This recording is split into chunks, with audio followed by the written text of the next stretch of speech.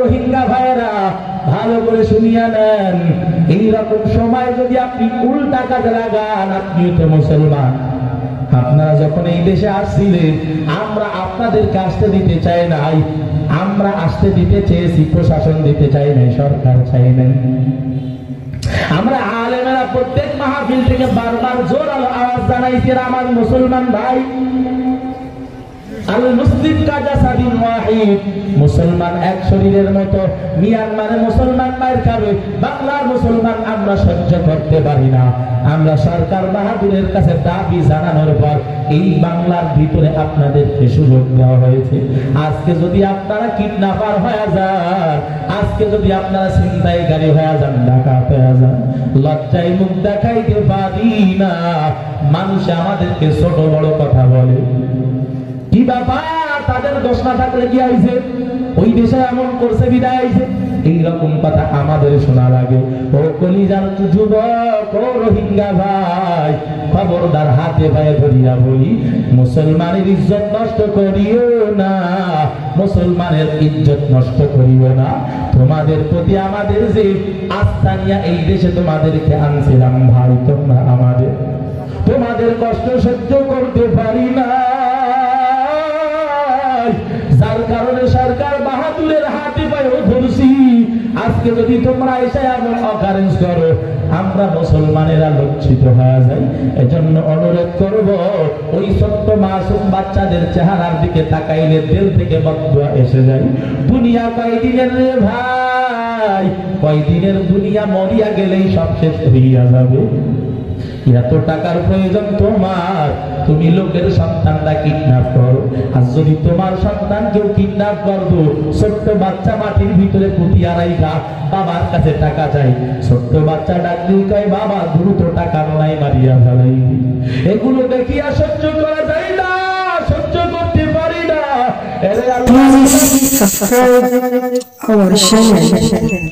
Don't forget to share with another one. আশা করি বাস আর ওরা YouTuber tuber যেদুল কি রিপোর্ট করে ক্লাসে ক্লাস বলে আসে আর সোলে ভাই ক্লাস শুনে ইয়া ওনো ওনারা সাথে বলা বলে আসে ওনারা আরা তুমি সাপোর্ট করে গিয়ে আর ওনারা বেশি শুকরিয়া আর আশা করি কন্টিনিউ ওনারা সাপোর্ট করে যাবে যদি ওনারা সাপোর্ট করে যাবে আর ইনভেস্ট করে কন্টিনিউ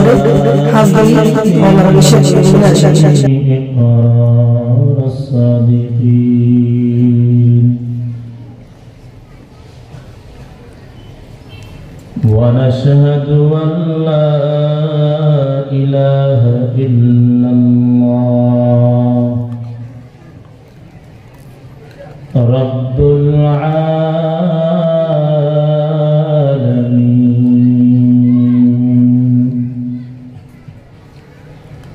ومكلف الجن والإنس والملائكة المقربين أن يعبده عبادة المخلصين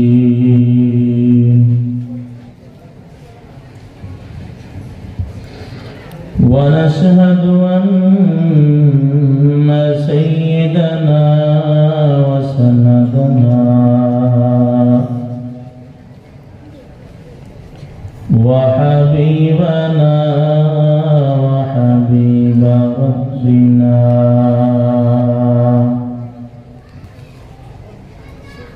وطبيبنا وطبيب قلوبنا ومولانا محمد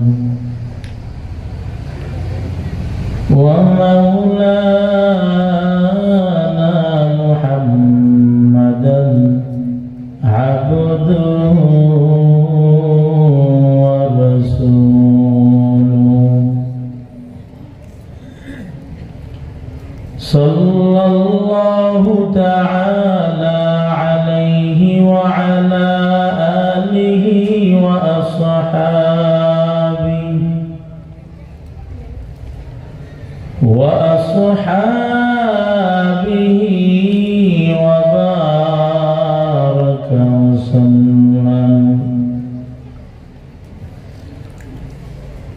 وبارك وسلم تسليما كثيرا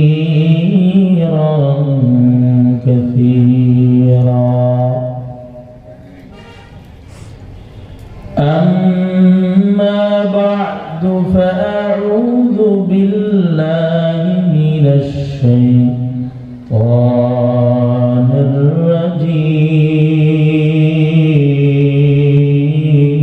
الرجيم بسم الله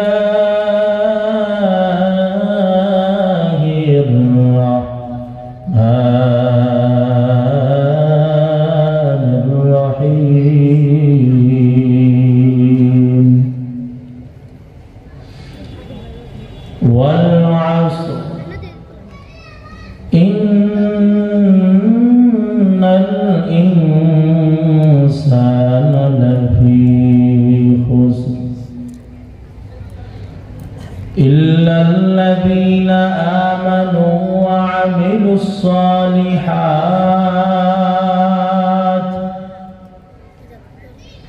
وتواصوا بالحق وتواصوا بالصبر وقال رسول الله صلى الله عليه وسلم اغتنم خمسا قبل خمس شبابك قبل حرمك وصحتك قبل سقمك وغناك قبل فقرك وحياتك قبل موتك أو كما قال النبي عليه الصلاة والسلام صدق الله مولانا العظيم وصدق رسوله النبي الكريم ونحن على ذلك من الشاهدين والشاكرين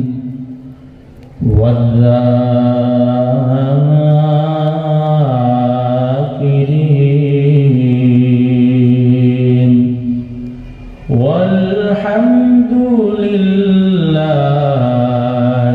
رب العالمين.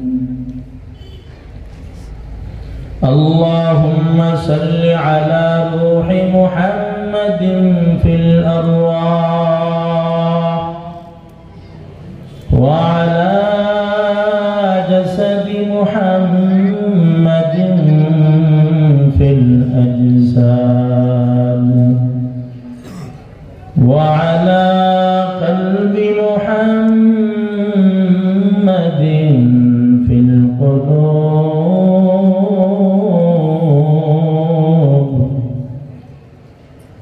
وعلى قبر محمد في القبور.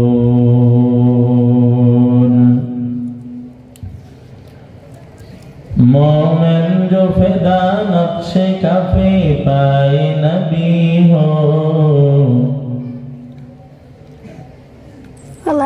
मोमिन जो फिदा नक्शे कफे पाए नबी हो वो ज़ीरे कदम आज भी आलम का खजीना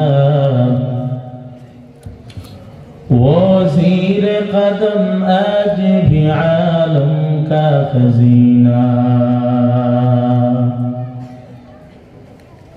गर सुन्नत नबवी की करे भैरवी उम्मत गर सुन्नत नबवी की करे पैरवी उम्मत तोहफा से निकल जाएगा फिर इसका सफीना तोहफा से निकल जाएगा फिर इसका सफीना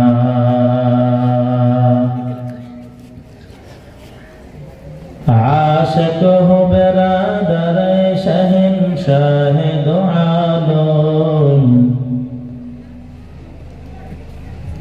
आशिक हो बिरादर शहंशाह दो आलम मिश्कों से ज़्यादा मुबारक जिसका पसीना मिश्कों से ज़्यादा मुबारक जिसका पसीना कर दिल में तरक हो मेरे आका का ज़ियारत कर दिल में तरक हो मेरे आका का ज़ियारत एक आन में आए नबी दखलाद मदीना एक आन में आए नबी दखलाद मदीना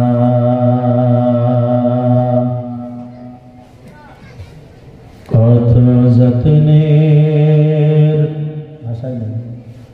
পাখি তুমি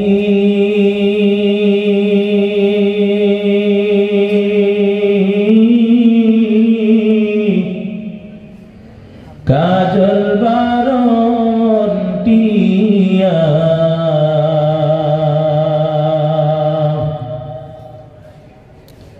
সময় হইলে যাইবা চলে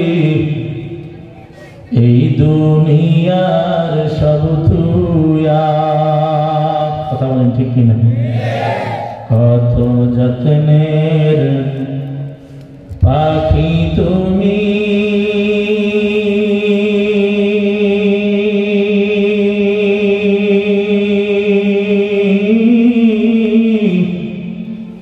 কাজল বারণ টিয়া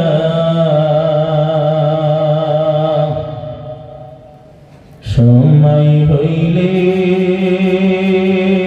যাইবা চলে এই দুনিয়ার সব থুয়া আইসো একা যাইবাও একা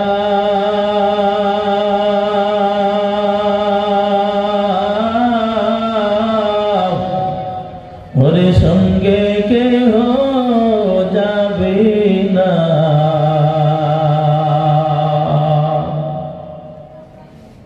দিন দুই চারি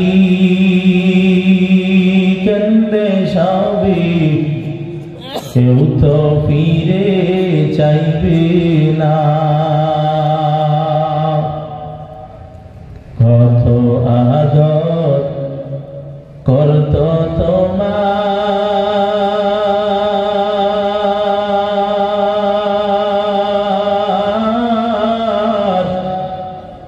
এই দুনিয়ার সব জনে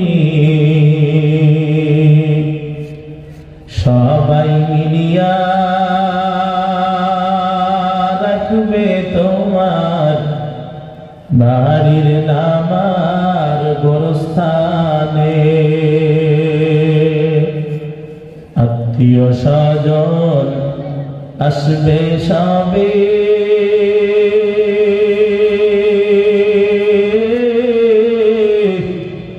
ওরে দেখিতে তোমার লাশ সাজাইতে তোমার বাসর কাটবে ঝোপের কাঁচা বাস গরম পানি জল হইবে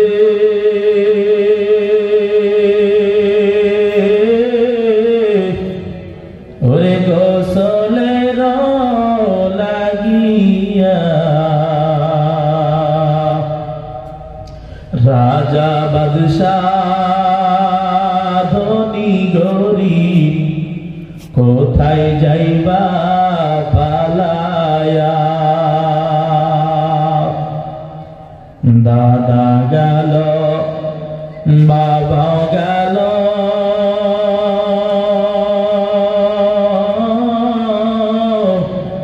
ওরে কেউ তো ফিরে এলো না একই পথে যাইতে হবে কেউ তো ফিরে আসবো না কথা বলেন ঠিক কি ঠিক না কথা বুঝেন আমার আলহামদুলিল্লাহ উখিয়া উপজেলার অন্তর্গত পালংখালী ইউনিয়নের ফ্যানখালী জামতলী ইসলামী জাগ্রত সমাজ কল্যাণ পরিষদের উদ্যোগে পঞ্চম বার্ষিক ঐতিহাসিক তাফসীরুল কোরআন মাহফিল 20 জানুয়ারি রোজ সোমবার 2025 আজকের মাহফিলের সদরে মুহতারাম সভাপতি জনাব আলহাজ আব্দুল শুকুর সাহেব দামাত বরকাতুহুল আলিয়া, বিশেষ বক্তা মাওলানা আব্দুল্লাহ আল মারুফ সাহেব, প্রধান বক্তা মাওলানা মাহমুদুল হাসান সাহেব সহ 11 উলামায়ে কেরাম। আজকের মাহফিলে আলোচনা করছেন অত্যন্ত মহব্বতের ভাই মুফতি কাউসার আহমদ সাহেব, হাফিজ মাওলানা ইউনুস সাহেব, হাফিজ মাওলানা জিল্লুর রহমান সাহেব সহ 11 উলামায়ে কেরাম। দূর দূরান্ত থেকে আগত আল্লাহ পাকের মহব্বতের বান্দাগণ, কলিজার টুকরা আমার সমবয়সী যুবক বন্ধুগণ, হালকা একটু তোমার হালকা ইকো দিছিলেন না থাক তাহলে থাক। দূর দূরান্ত থেকে আগত আল্লাহ পাকের মহব্বতের বান্দাগণ, কলিজার টুকরা আমার সমবয়সী যুবক বন্ধুগণ, স্নেহের ছোট ভাই, পর্দার অন্তরাল থেকে সুরম্বতা শ্রদ্ধিয়ার সম্মানিতা মা এবং বোনেরা, মহান স্রষ্টা দয়াময় রব্বুল আলামিনের দরবারে লাখো কোটি শুকর এবং সুজুদ যে মহান রব্বুল আলামিন আমাকে আপনাকে মহব্বত করে ভালোবেসে দয়া করে মায়া করে জান্নাতি এই প্যান্ডেলের জন্য কবুল করে হাজার হাজার মানুষ থেকে উপেক্ষা করে আমাকে আপনাকে ছাঁটাই বাছাই করে আশা এবং আশা আলোচনা করবার আপনাদেরকে শ্রবণ করার তৌফিক দান করেছেন। খুশি না বেজার? সবাই খুশি? যারা খুশি জবান নাড়াইয়া ইমানের আওয়াজকে উঁচু করে এক আওয়াজে কালিমাতুশ শুকর আদায় করি, সকলেই বলি আলহামদুলিল্লাহ। লক্ষ কোটি দুরূদ এবং সালাম সৈয়দুল মুরসালিন রাহমাতুল লিল আলামিন, হাবিবে কিবরিয়া, আশরাফুল আম্বিয়া, সাইয়্যিদুল আম্বিয়া, মদিনাতুর রাসূল, পয়গম্বর আরবি জনাবে মুহাম্মদুর রাসূলুল্লাহ সাল্লাল্লাহু আলাইহি ওয়া আলিহি ওয়াসাল্লামের উপর সর্বোপরি শুকর যাদের অক্লান্ত পরিশ্রমের মাধ্যমে আজ এই সুন্দর আয়োজন, সময় পরামর্শ, অর্থ দিয়া লাইট মাইক প্যান্ডেলের ব্যবস্থাপনার মাধ্যমে সহযোগিতার হাত যারা বাড়াইছেন, আমরা দোয়া করি আল্লাহ প্রত্যেককেই খেদমতের বিনিময়ে দুনিয়াতে শান্তি, আখিরাতে চিরমুক্তির ব্যবস্থা করে দেন, বলেন আমিন। বিশেষ করে যুব সমাজ, জামতলী ইসলামী জাগ্রত সমাজ কল্যাণ পরিষদে যারা যুক্ত আছেন, আল্লাহ প্রত্যেককে হযরত হাসান এবং হুসাইন রাদিয়াল্লাহু আনহুমার সাথে এক কাতারবদ্ধ হয়ে জান্নাত যাওয়ার তৌফিক দান করেন, বলেন আমিন। আমি আপনাদের সামনে কোরআনুল কারীমের অতি ছোট একটি সূরা তেলাওয়াত করছি। আল্লাহ নবী সাল্লাল্লাহু আলাইহি ওয়া আলিহি ওয়াসাল্লাম অসংখ্য অগণিত হাদিসে মুবারকের ভিতর থেকে একখানা হাদিস আপনাদের সামনে পাঠ করছি।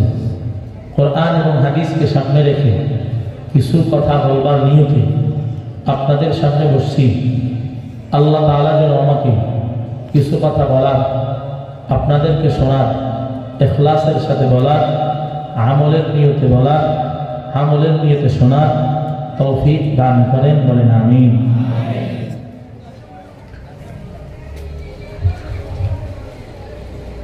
আমি যে সূরাটা আপনাদের সামনে তেলাওয়াত করছি, অধিকাংশ মানুষের শুনতে শুনতে মুখস্থ হয়ে গেছে।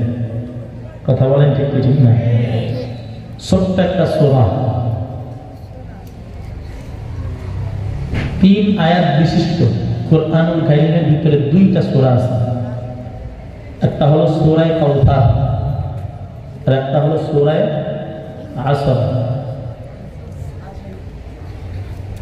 কিন্তু তুলনামূলকভাবে ছোট দেখা যায় সূরা কাউসারকে, আর যদিও 3 আয়াত, কিন্তু সূরা আসর 2 লাইন হওয়ার কারণে একটু বড় দেখা যায়।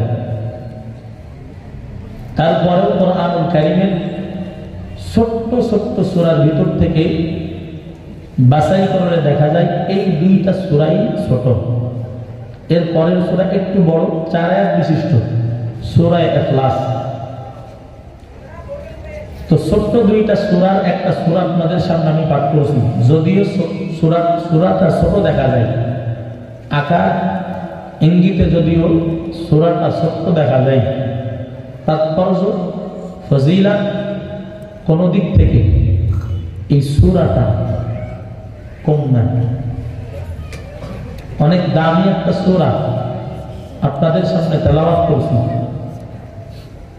এত গুরুত্ব, এত দামি এই সূরা, 4 ইমাম, বড় বড় ইমামের এক ইমাম ইমামে শাফিঈ রাহমাতুল্লাহি আলাইহি বলেন, লাউ লাম ইয়ানজিল গায়রা হাযিহিস সূরা লাকাফাতিন নাস।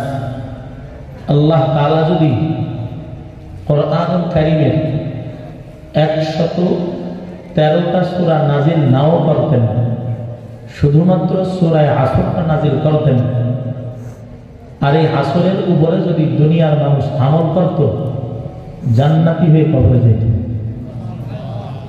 শুধু এই সূরা আসরটাই যথেষ্ট ছিল একজন মানুষের জীবন চালানোর জন্য। এত বড় গুরুত্বপূর্ণ সূরা।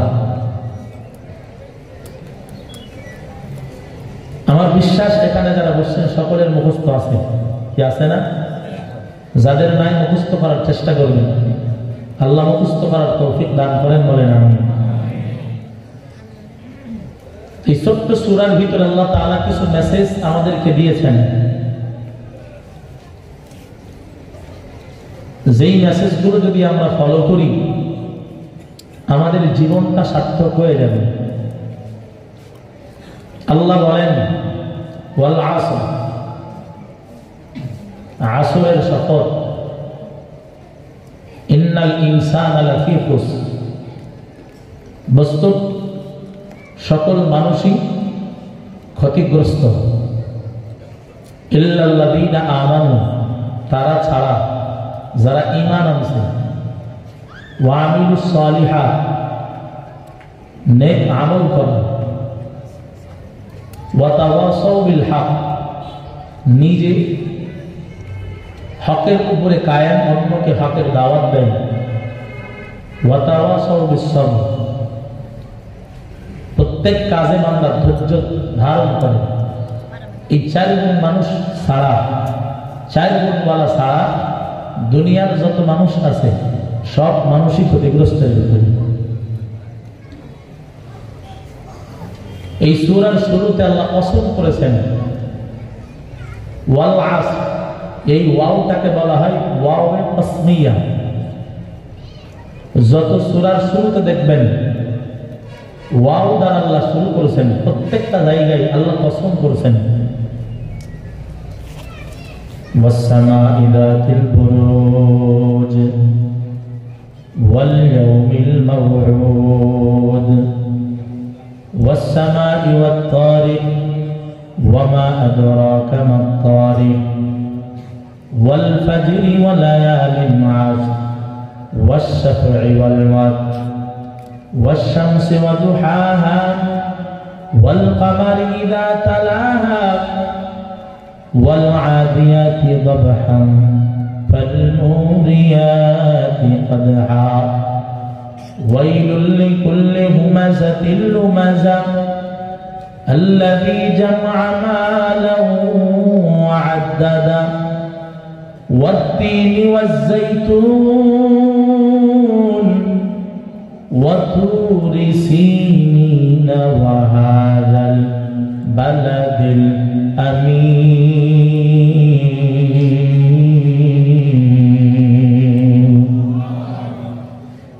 كلام زندہ قرآن حکیم حکمت اولا یزال است قدیم جمیع العلم فی القرآن حکیم تقاصرت عنه افهام الرجال بقى قرآن كلام الله بشر قديم أستي قديم أستينينا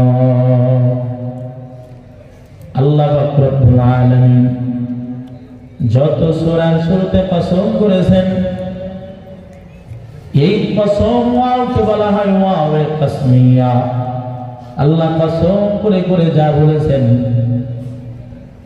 এই বান্দার এই কথাটা বান্দাকে বোঝানোর চেষ্টা করেছেন এই দুনিয়ার মানুষ কুরআনুল কারীমের কোনো ভুল নাই কোনো সন্দেহ নাই কুরআনুল কারীম এমন একটা কিতাব যেই কিতাবের মধ্যে কোনো সন্দেহ নাই যালিকাল কিতাবু লা রাইবা ফীহি হুদাল লিল মুত্তাকিন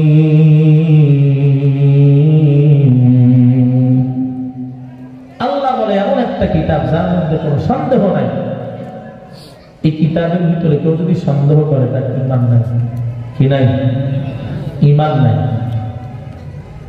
কোরআনে কোনো মিথ্যা আছে কোরআন কত পার্সেন্ট সত্য হ্যাঁ 100% পার্সেন্ট যত হয় তত পার্সেন্ট এর থেকেও কোরআন বেশি সত্য কথা বলেন ঠিক কিনা কোরআনের ভিতরে কোনো ভুল নাই যেই কিতাবে ভুল নাই ওই কিতাবে আবার কসমের দরকার আছে আল্লাহ কেন কসম কাটলেন কসম করার কারণ কি মুফাসসিরিন ইকরাম বলেছেন কসম কাটার কি কারণ কোরআনের মধ্যে কোনো ভুল নাই আল্লাহ কেন কসম করেছেন এর পরেও কারণটা কি মুফাসসিরিন ইকরাম বলেছেন কারণটা একটা কোরআনের কোথাও ভুল নাই এর পরেও আমার আল্লাহ কসম করার কারণ যেই কথার আগ দিয়ে আমার আল্লাহ কসম করেছেন আল্লাহ এই কথাগুলোর গুরুত্ব বেশি বোঝায়ছেন কথা কোন ঠিক কি ঠিক না কোরআনের সব কথাই দামি কোনো সন্দেহ নাই কসম করার কথাটা আরো দামি আরো মর্তবা এত মর্তবা মানুষকে বোঝানো হয়েছে এইটার দাম আমি আল্লাহর কাছে আরো বেশি আরো বেশি আল্লাহ তিনের কসম করেছেন জাইতুনের কসম করেছেন সকাল সন্ধ্যার কসম আল্লাহ করেছেন চন্দ্র সূর্যের কসম আল্লাহ করেছেন তেমনি ভাবে সূরা আসরের ভিতরে আসরের কসম করেছেন তার মানে বোঝা গেল আসর একটা দামি শব্দ দামি একটা শব্দ আসর শব্দটা একটা দামি শব্দ আসরের বড় দাম এরে আল্লাহর গোলাম আসর শব্দের এক অর্থ হলো আসরের নামাজ দুই নাম্বার আসর শব্দের অর্থ হলো সময় তার মানে আল্লাহ আসরের নামাজকে দামি বলেছেন সময়টাকে আল্লাহ দামি বানাইছেন কথা কোন ঠিক কি ঠিক না আল্লাহ আসরের কসম করেছেন এই আসর কেমন দামি আল্লাহ পাক কোরআনের অন্য আয়াতের ভিতরে বলেন রাত এবং দিনের মধ্যবর্তী সময় যেই নামাজটা আছে ওই নামাজটা বড় দামি নামাজ।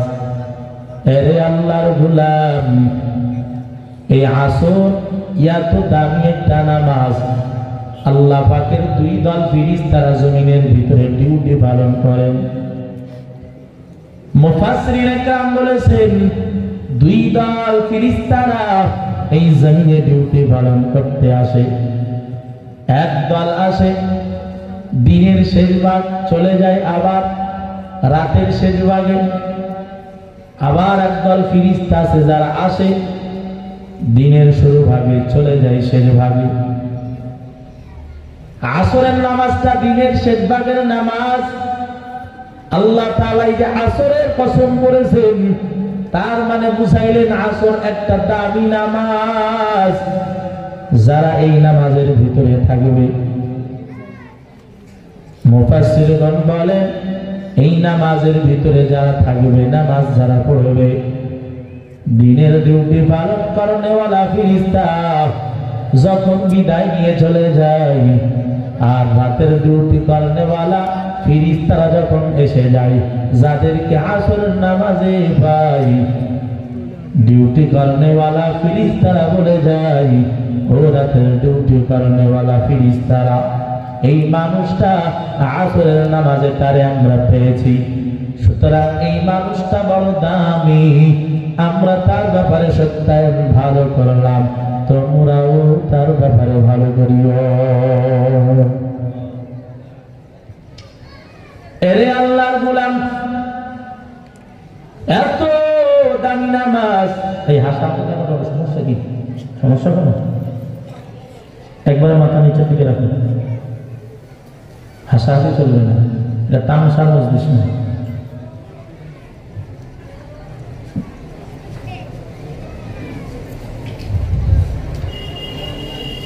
আসরের নামাজটা এত দামি নামাজ, যেই নামাজ আল্লাহর কাছে দামি নামাজ, আল্লাহর কাছে দামি। এরে আল্লাহর গোলাম, দুই নাম্বার সময় বড় দামি। আল্লাহ সময়ের কসম করেছেন, আসর শব্দের আরেক অর্থ সময়, এই সময়টা বড় দামি সম্পদ। মায়ার নবী বলেন, কুল্লু উম্মতি ইয়াদখুলুনাল জান্নাতা ইল্লা মান আবা, কিলা মান আবা ইয়া রাসূলুল্লাহ।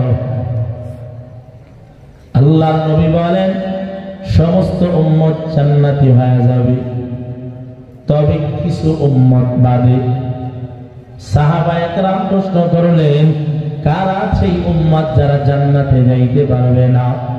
মায়ার নবী বলেন, ক্বালা মান আতাআনি দাখালাল জান্নাহ ওয়া মান আসানি ফাকাদ আবা। নবী বলেন, যারা আমাকে মানবে এরা জান্নাতে চলে যাবে, যারা আমি নবীকে মানবে না এরা জাহান্নামে চলে যাবে। অন্য হাদিসের মধ্যে মায়ার নবী বলেন, ইগতানিম খামসান ক্বাবলা খামসিন, পাঁচ জিনিস আসার আগ দিয়া পাঁচ জিনিসের কদর করো। শাবাবাকা ক্বাবলা হারামি, বার্ধক্য আসার আগে যৌবনকে তোমরা হেফাজত করো, যৌবনের দাম দাও। দুই নাম্বার, ওয়াসিহহাতাকা ক্বাবলা সুকমিক, অসুস্থতা আসার আগে সুস্থতাকে দাম দাও, মূল্যায়ন করো, গুরুত্ব দাও। ওয়াগিনাকা ক্বাবলা ফাকরিক, দরিদ্রতা আসার আগ দিয়া সচ্ছলতাকে দাও।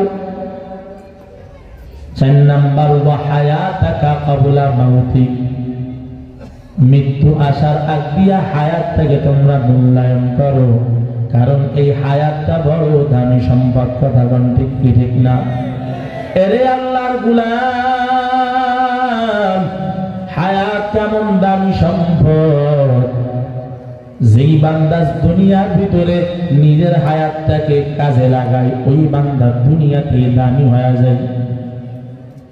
হায়াতটাকে কাজে লাগানোর কারণে দেখা যায় অনেক রিকশাওয়ালা এখন গাড়ি বাড়ির মালিক হয়ে গেল, অনেক চা দোকানদার, পান দোকানদার বিল্ডিং এর মালিক হয়ে গেল।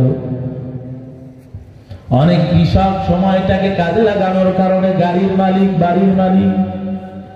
এরে আল্লাহর গোলাম, সময়টাকে যারাই কাজে লাগাবে তারাই দামি হয়ে যাবে। দুনিয়ার লাইনে যারা লাগাইছে দুনিয়াতে দামি, আখিরাতের লাইনে যারা লাগাবে আখিরাতেও তারা দামি। যারা আখিরাতে সময় খায় এই সময়টাকে আখিরাতের কামে ব্যয় করবে, ওরা দুনিয়াতেও দাম আখিরাতেও দাম। हकीकत से तो दुनिया बेखबर है, दुनिया की नुमाइश पर नजर है। नमी गोयम के अज दुनिया जुदा बाश, बहर कारे के बाशिबा खुदाबाश।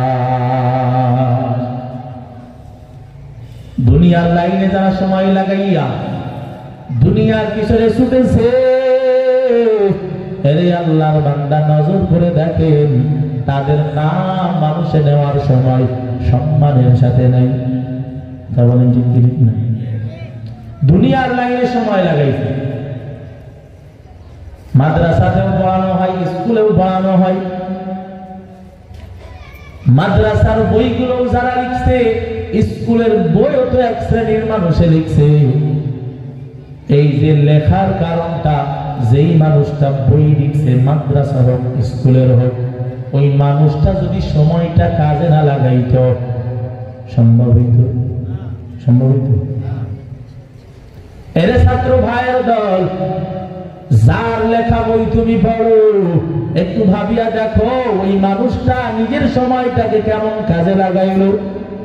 তুমিও যদি তোমার সময়টাকে কাজে লাগাও, তুমিও দামি হয়ে যাবা।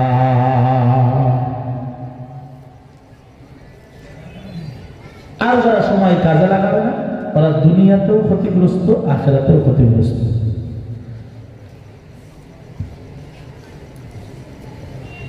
দুনিয়ার ভিতরে যারা সময় কাজে না লাগাইয়া অলসতায় সময় কাটায় দিবে, এরে আল্লাহর গোলাম, তারা দুনিয়াতেও ক্ষতিগ্রস্ত, আখিরাতেও ক্ষতিগ্রস্ত।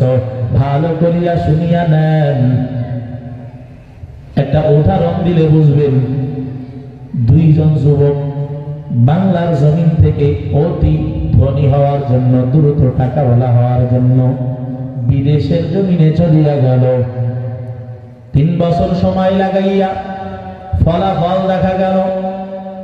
একজনা সব ঋণ শোধ হইয়া ঢাকা শহরের ভিতরে গাড়ি বাড়ির মালিক হয়ে গেল।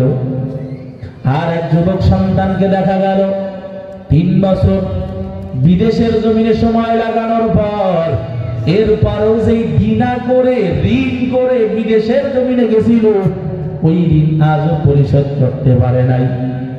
হিসাব মিলাইয়া দেখা গেল একজনার উন্নতি সাধন হলো, আর একজনার কেন হলো না। হিসাব মিলানোর পর দেখা গেল, জিজ্ঞাসা করা হলো কি ব্যাপার, তুমি এত গাড়ি বাড়ির মালিক হইলা, ও কেন হইতে পারলো না? আল্লাহর বান্দা জবাব দেয়, আমি বিদেশের জমিনে গিয়েছিলাম টাকা ইনকামের জন্য, যার কারণে বিদেশ যাইয়া আমার ডিউটি ছিল 10 ঘন্টা। আমি ইচ্ছা করলে আরো 14 ঘন্টা ঘুমাইতে পারতাম, কিন্তু আমি 14 ঘন্টা ঘুমাই নাই। আমি 10 ঘন্টা মূল ডিউটি পালন করার পর আমি ওভার ডিউটি করেছি। আরো 10 ঘন্টা, সামান্য 4 ঘন্টা ঘুমাইয়া 10 ঘন্টা কাজে লাগানোর কারণে আমার ঋণ পরিশোধ হইয়া ঢাকা শহরে গাড়ি বাড়ি হইছে। আর সেই বান্দা ঋণ পরিশোধ করতে পারে নাই, দেখা গেল ফলাফল বিদেশ যাইয়া কাজকর্ম করে নাই, ঘুমাইয়া সময় কাটাইছে। এরে আল্লাহর গোলাম, এইরকম ভাবে আপনি যদি সময়টাকে কাজে লাগাইতে পারেন, দুনিয়াতেও লাভ হবে। আর যদি সময়টাকে কাজে না লাগান, দুনিয়ার লাভ পাওয়া যাবে না। ঠিক কি ঠিক না? আমাদের আবু আবে আজদাদ যারা ছিলেন, পূর্বকার যারা পূর্বপুরুষ আমাদের ছিলেন, আমাদের মুরব্বীরা যারা দুনিয়ার ভিতরে দ্বীনের এই ফেজাকে জ্বালায় জ্বালায় গেছেন, তাদের জীবনের দিকে তাকাইলে দেখা যায় কত কষ্ট করেছে, সময়টাকে কত দাম দিয়েছেন। তারা সময় খুঁজতো কখন একটু নেক আমল করতে পারবো, কখন একটা নেক কাজ করা যায়। আর আমার আপনার ভিতরে চিন্তা চেতনা কখন গুনাহ করা যায়। ঠিক না? তারা নেক কাজের জন্য সময় তালাশ করত, আর আমি আপনি সময়টাকে কেমনে বার করা যায় এই চিন্তায় ব্যস্ত হয়ে গেলাম। রমজানুল মুবারকে রোজা রাখছে, দাদাই রোজা রাখছে, কথা বুঝেন আমার? দাদাই রোজা রাখছে একেবারে শেষ পর্যন্ত বিকেলে যাইয়া, আর সহ্য করতে পারে না। ছোট্ট ছোট্ট নাতিদেরকে ডাক দিয়া কয় লুডু আনো লুডু। এইদিকে খেলে নাকি লুডু খেলা হয়? এই বাসি বাজাইছে, এইদিকে লুডু খেলা বুঝেন? আছে গ্রাম লুডু, এগুলো আছে। ছোট ছোট নাতিদেরকে ডাক দিয়ে কয় আর সময় যায় না, আমি একটু লুডু খেলি, সময় ভাই পারবো। একজনকে ডাক দিয়ে বললাম কি বাবা রমজানের রোজার এইটা কেন গ্রাম বোর্ডের আড্ডায় গেলেন? হুজুর খাই নাই তো কিছু, খাওয়া দাওয়া তো করি নাই, শুধু খেলা করছি। সমস্যা করবো, সময় কাটানোর জন্য একটু গ্রাম বোর্ড খেলছি। হুজুর একটু জুয়ার আড্ডায় বসছিলাম, সময় কাটানোর জন্য রোজা রাখছি।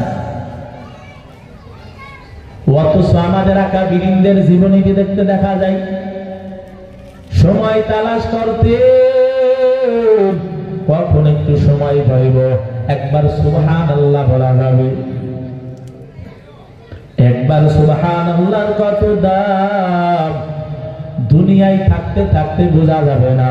চক্ষু যেই দিন বন্ধ হইয়া যাবে ওই দিন বুঝে আসবে একটা সুবহানাল্লাহর কত দাম। দুনিয়ায় থাকতে বোঝা যাবে না দাম কত।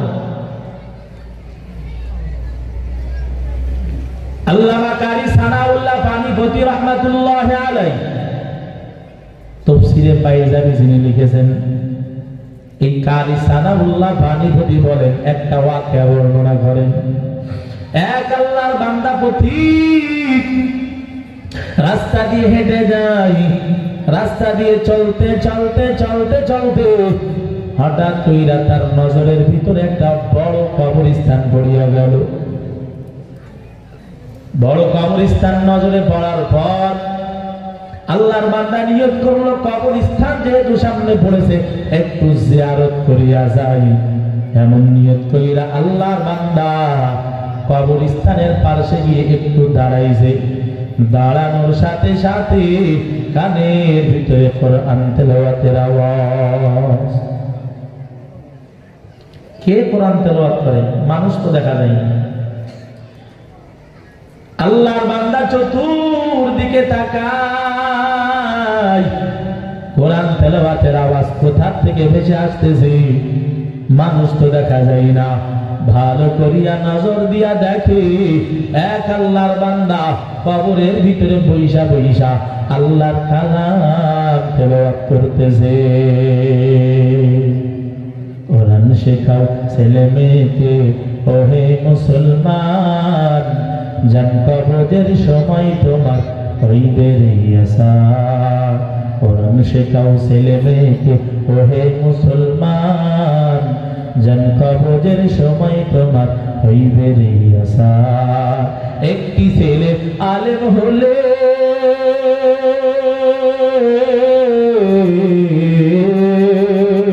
একটি ছেলে আলেম হলে পড়বে কোরআন মৃত্যুকালে।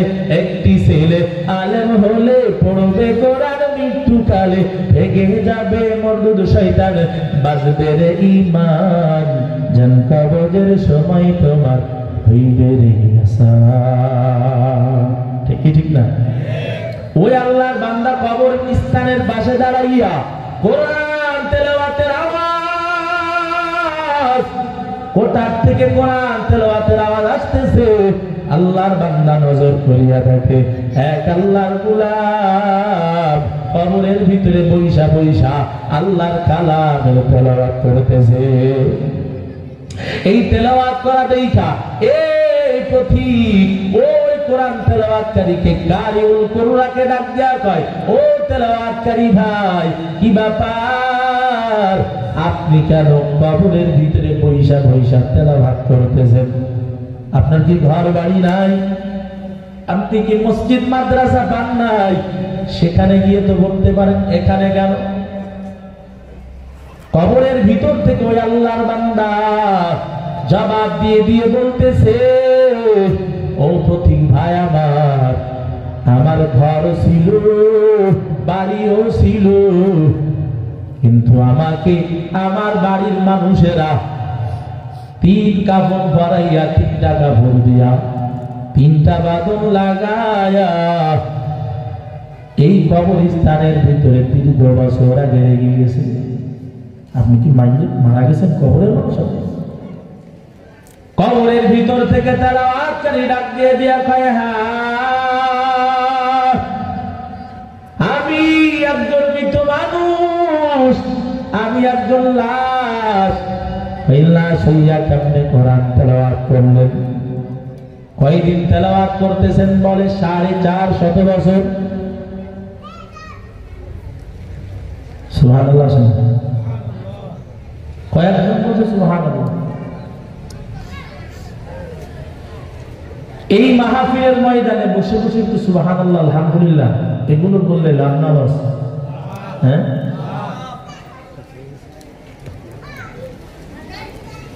কিতাবের মধ্যে পাওয়া যায় একবার সুবহানাল্লাহ বললে আল্লাহ নবী বলেন, মান ক্বালা সুবহানাল্লাহ ওয়াল হামদুলিল্লাহ তামলাআনি আও তামলাউ মা বাইনাস সামাওয়াতি ওয়াল আরদ।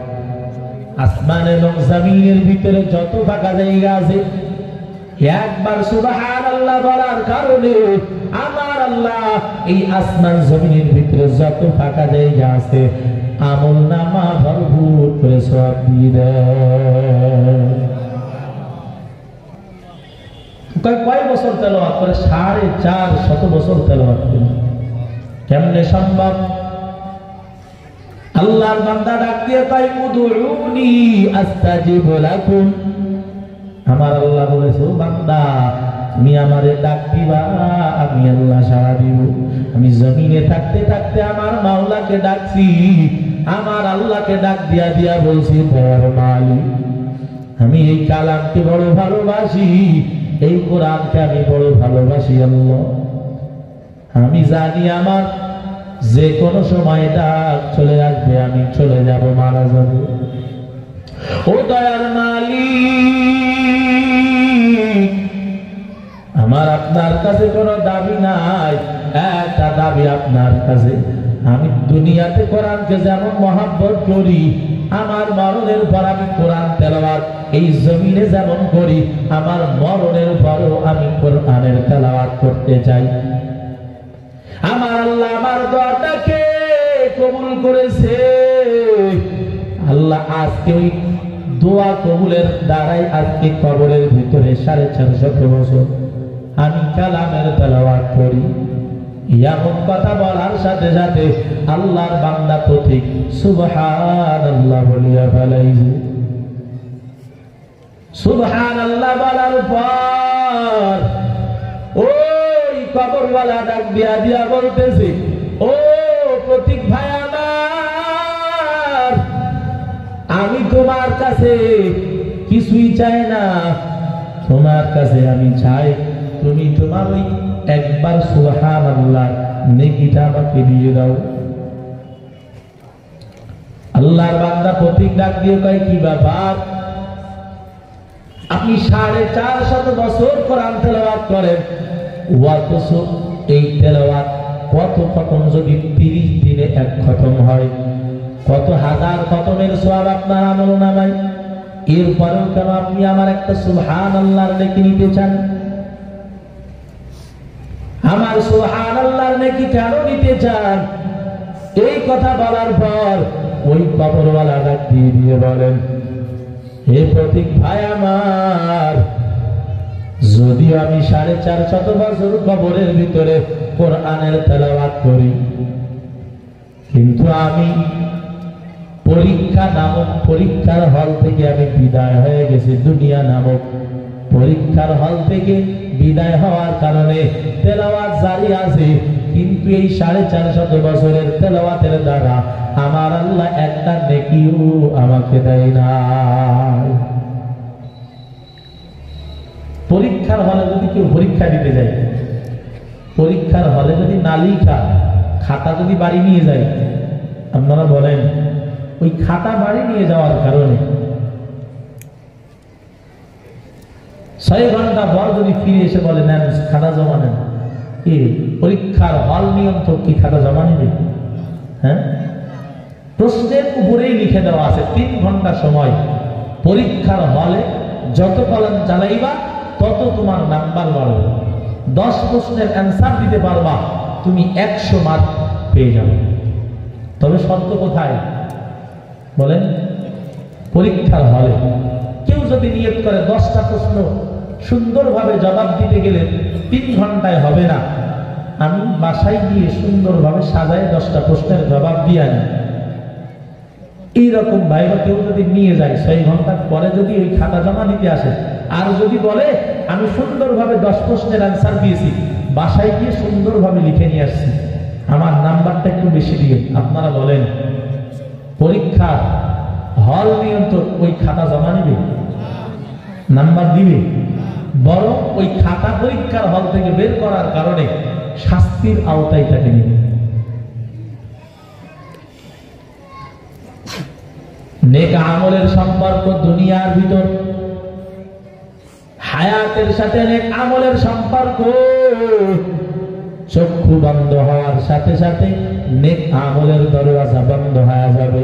আল্লাহর নবী বলেন, ক্বালান নবী সাল্লাল্লাহু আলাইহি ওয়াসাল্লাম, ইযা মাতাল ইনসান ইনকাতাআ আনহু আমালুহু। আল্লাহর নবী বলেন, যেই বান্দা মারা যায় ওর সব আমলের দরওয়াজা বন্ধ হয়ে যায়, সব আমলের দরওয়াজা বন্ধ। আমলের দরওয়াজা আর খোলা থাকে না, বন্ধ হয়ে যায়। মরার সাথে সাথেই ওই কবরওয়ালা ডাক দিয়া কয়, ও পথিক ভাই আমার, আমি মরার সাথে সাথে আমার সব আমলের দরওয়াজা বন্ধ হয়ে গেছে, তবে আমি তুমি যে আমার এই কথা শোনার পর সুবহানাল্লাহ বলেছো, তোমার চোখ হয়তো খোলা নাই, তুমি হয়তো দেখতে পারো নাই, দেখতে পারবাও না। কবি আমনি বলেছেন, মর্দারা আমার সরবা সরদার খুবেদার আকে বিদার গোস্তে উরফ আজজাহা। এরে আল্লাহর গোলাম, এই দুনিয়ার ভিতর থেকে বিদায় নেওয়ার আগ দিয়ে অনেকের চক্ষু খুলে না, এই কর্ণটাও খুলে না। ওই আল্লাহর বান্দা কবরওয়ালা ডাক দিয়ে দিয়ে বলতেছে, ফতিক ভাই, তুমি যে আমার এই 450 বছরের তেলাওয়াতের কথা শুনিয়া একবার সুবহানাল্লাহ বলেছো, তোমার এই সুবহানাল্লাহর নেকি নেওয়ার জন্য আমি দেখতেছি আসমান থেকে হাজারে হাজার ফেরেশতারা নামছে, তোমার এই সুবহানাল্লাহর নেকি প্রতিযোগিতা দিয়ে বই আল্লাহর কাছে নিয়ে যাওয়ার জন্য। সুবহানাল্লাহ, একবার সুবহানাল্লাহ বলবা। মায়ার নবী বলেছেন, একবার সুবহানাল্লাহ বললে নেকি এমন দেওয়া হয়, আসমান জমিন ভরপুর করে নেকি দেওয়া হয়। তাফসীরের মধ্যে পাওয়া যায়, তাফসীরে বাইজাবির ভিতরে পাওয়া যায়, যেই বান্দা সুবহানাল্লাহ বলবে ওই বান্দার আমলনামায় জান্নাতের ভিতরে একটা গাছ লাগানো হয়, ওই গাছটার নাম হলো সুবহানাল্লাহ গাছ। অন্য riwayate পাওয়া যায় ওই গাছটার নাম হলো খুরমা গাছ। বুখারী শরীফের ভিতরে পাওয়া যায় জান্নাত হলো চাটিয়াল ময়দান, জান্নাত হলো খোলা জায়গা, চাটিয়াল ময়দান। যত জবান দ্বারা সুবহানাল্লাহ আলহামদুলিল্লাহ আমল চালাইবা, তত ওই জান্নাতটা সাজানো হবে। আমার আপনার আমল দ্বারা আল্লাহ জান্নাতটাকে সাজায় দিবেন। একবার সুবহানাল্লাহ বললে একটা গাছ লাগানো হয়, 2 বার বললে 2টা লাগানো হয়, 10 বার বললে 10 বার, 1000 বার বললে 1000। হে আল্লাহর গোলাম, এত লম্বা ওই গাছের ছায়া হবে। মুফাসসিরিনে কেরামগণ বলেন এত লম্বা ছায়া হবে খালিদ ইবনে ওয়ালিদের মতো, হযরতে আব্দুল্লাহ, হযরতে আব্বাসের মতো পীর বাহাদুরেরা ওই গাছের নিচ দিয়ে ঘোড়া চালায়া যাবে। 500 বছর ঘোড়া চালাইলেও গাছের ছায়া অতিক্রম করতে পারবে না। তো কুজাও সুন্নতে আহমদ কুজাও বা মুহাম্মদ কাইবুয়াদ নিসবতরা কার শৈতান মিকুনি নামত বলি গরবলি লানুতা যাইবলি। এরে আল্লাহর গোলাম ও নবীর উম্মতের দল, সময়ের শপথ আমার আল্লাহ করেছে। সময় বড় দামি সম্পদ। এই সময় যারা কাজে লাগাবে তারা দুনিয়াতেও দামি হয়, আখিরাতেও দামি হয়। অনেক বান্দা দেখা যায় সময় কাজে লাগাইয়া যখনই সুযোগ পায় নামাজ পড়তে দাঁড়াইয়া যায়।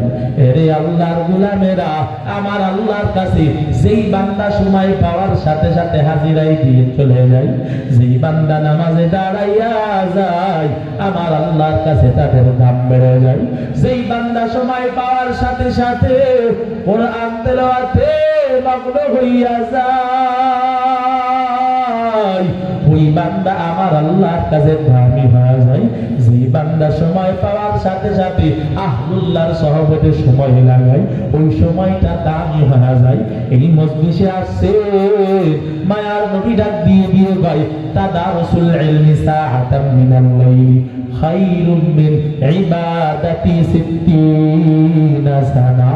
এই মজলিসে বসার পর এইটা ইলম শিখার মজলিস, এই ইলমে দ্বীনের মজলিস।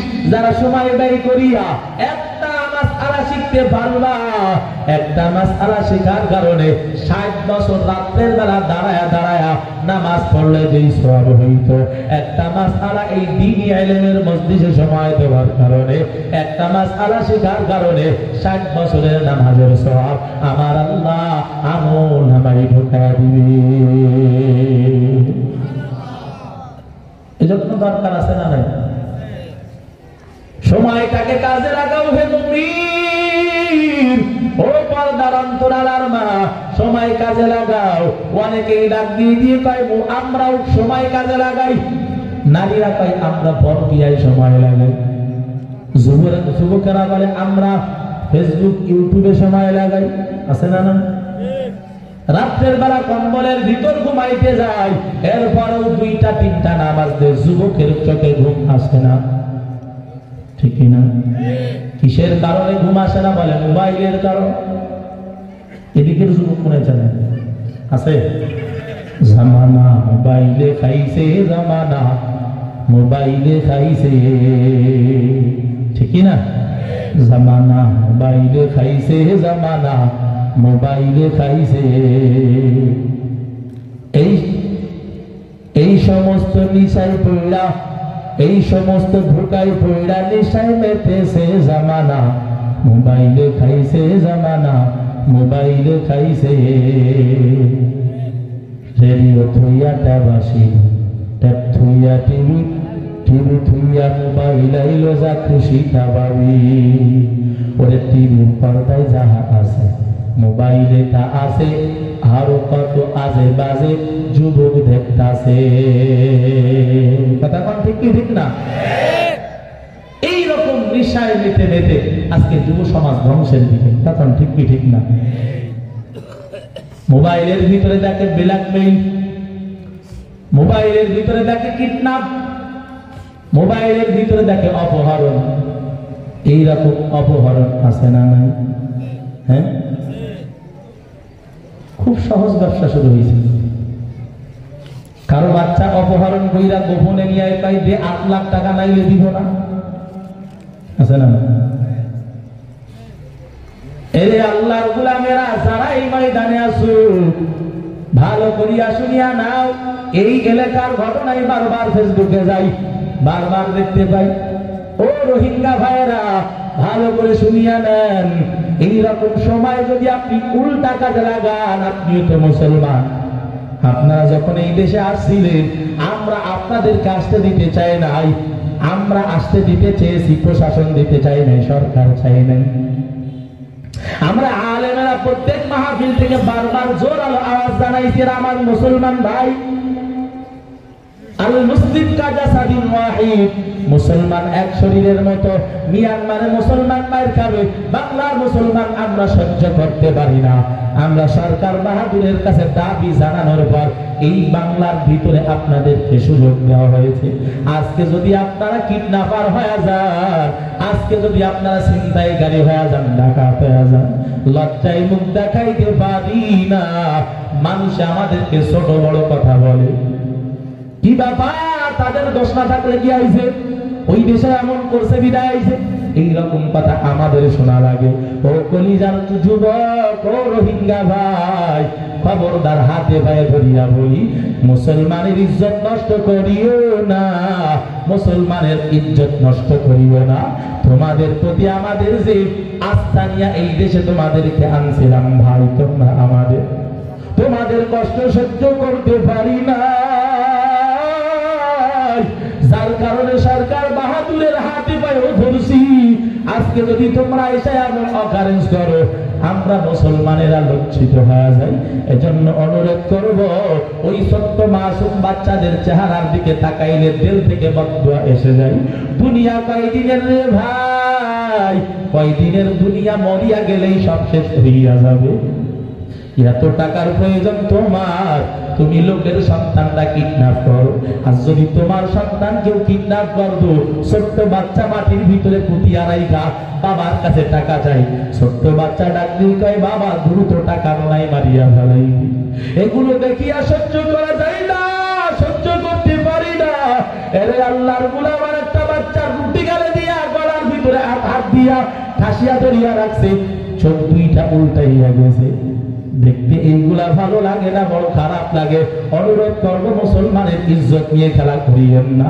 আপনিও মুসলমান, আমিও মুসলমান, আপনিও কারেজ করলে আমার উপরে দায় চলে আসে। এরে আল্লাহর গোলামেরা, সময়টা নেকের কাজে লাগাও, নেক আমল করো, আল্লাহর শুকরিয়া আদায় করো। আমাদের আকাবিরিনদের জীবনের ভিতরে পাওয়া যায়, তারা সময়টাকে সব সময় নেক কাজের ভিতরে ব্যয় করার চেষ্টা করছে। ওই ভারতের জমিনে ঘুমান্ত আল্লাহর ওলি, ওলিয়ে কামেল কাসেম নানুতুবি রাহমাতুল্লাহি আলাইহি, ওনার কুতুবাতের ভিতরে পাইলাম, উনি ডাক দিয়া কয়, ও দুনিয়ার মানুষ, বাথরুমের ভিতরে কোরআন তেলাওয়াত করা যায় না, বাথরুমের ভিতরে জিকির করা যায় না, জানি কোরআন তেলাওয়াত করা যায় না, জিকিরও করা যায় না, বাথরুমের ভিতরেও সময়টা কাজে লাগানো যায়। কেমনে বাথরুমের ভিতরেও সময়টা কাজে লাগানো যায়? কাসেম নানুতুবি কি করতে, ওনার জীবনের ভিতরে লিখছে, কাসেম নানুতুবি বাথরুমে যাওয়ার পর বাথরুমে ঢুকা হাত দিয়া বদনা পরিষ্কার করতে, বাথরুম পরিষ্কার করতেন, বদনা পরিষ্কার করতেন। বদনা চিনেন? বর্তন পরিষ্কার, বাথরুম যেইটা দ্বারা সারেন, এই বর্তন পরিষ্কার করবেন। কারণ আমার নবী বলেছেন, আত-তুহুরু শাতরুল ঈমান, পবিত্রতা ঈমানের অঙ্গ। এই জন্য বাথরুমের সময় কাজে লাগানো যায়। আপনি বাথরুমে যাইয়া যদি পবিত্রতার নিয়তে যদি পানিও মারিয়া দেন, এইটাও আপনার আমল নামায় সওয়াব হবে। এরে আল্লাহর গোলাম, ও মুখিয়ার মুসলমানেরা, ভালো করে শুনিয়া নেন, শুনিয়া নেন। এই জন্য সময়টাকে কাজে লাগাও। এই সময়টা কাজে লাগাইলে আপনিও দাবি হবেন, আপনার দ্বারা মানুষের উপকৃত হবে। হুসাইন আহমদ মাদানী রহমাতুল্লাহি আলাইহি আওলাদে রাসূল নাম শুনছেন না? শুনুন না। হুসাইন আহমদ মাদানী রহমাতুল্লাহি আলাইহি, উনি একদিন রওনা করেছেন সফর করার জন্য, ঘর থেকে বের হইছেন, রেল স্টেশনে আইসা দাঁড়াইয়া আছে। রেল স্টেশনে দাঁড়ানোর পর আল্লাহর বান্দা নজর করে দেখে এক নবদম্পতি হিন্দু ঘোড়া স্টেশনে দাঁড়ায় আছে, হঠাৎ কইরা ওই হিন্দু দম্পতির নারীটা বাথরুমের দিকে চলে যায়।